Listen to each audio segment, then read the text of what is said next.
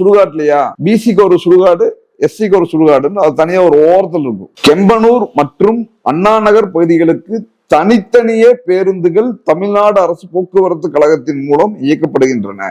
இது அவங்க எழுதியிருக்கிறாங்க. அந்த ஃபர்ஸ்ட் தான் எழுதியிருக்கிறாங்க. எதுக்கு தனித்தனியா இயக்குறீங்க? இந்த டீ கடையில ரெட்டை டம்ளர் இருக்குமே, பிற்படுத்தப்பட்டவர்கள், மிகவும் பிற்படுத்தப்பட்டவர்கள், அதாவது தலித் அல்லாத எல்லாத்துக்கும் ஒரு டம்ளர் இருக்கும்.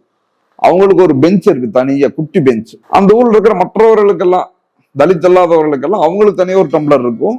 அவங்களுக்கு தனியா வேற பெஞ்ச் இருக்கும், கொஞ்சம் ஹைட்டா இருக்கும். ஒவ்வொரு இடங்கள்ல சுடுகாட்டுலயா பிசிக்கு ஒரு சுடுகாடு, எஸ்சிக்கு ஒரு சுடுகாடுன்னு அது தனியா ஒரு ஓரத்தில் இருக்கும். அது போல தனித்தனியா பஸ் இயக்குறோம்னு இவங்கள ஒத்துக்கிறாங்க.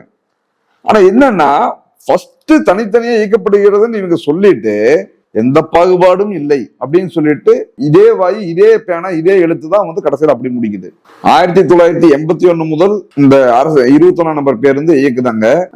அங்க இருக்கிற, அதாவது காவல் ஆய்வாளர், வட்டாட்சியர், கோட்டாட்சியர், அந்த ஆட்சியர், இந்த ஆட்சியர், இந்த அதிகாரி, அந்த அதிகாரின்ட்டு எல்லா அதிகாரிகளும் சேர்ந்து விசாரணை மேற்கொண்டாங்களாம். மேற்கொள்ளப்பட்டதில் பொதுமக்கள் தங்களுக்குள் எவ்வித ஜாதிய பாகுபாடும் இல்லை, எந்த ஜாதிய பாகுபாடுமே இல்லையாமா. பஸ் மட்டும் இல்லை, எதுவுமே கிடையாதான். உண்மையால மனசாட்சி தொட்டு சொல்லுங்க, இதுல எந்த பாகுபாடும் இல்லைன்னு அந்த மக்கள் சொன்னதா சொல்றீங்களே, அந்த வீடியோல இப்பவும் அந்த வீடியோ இருக்கு.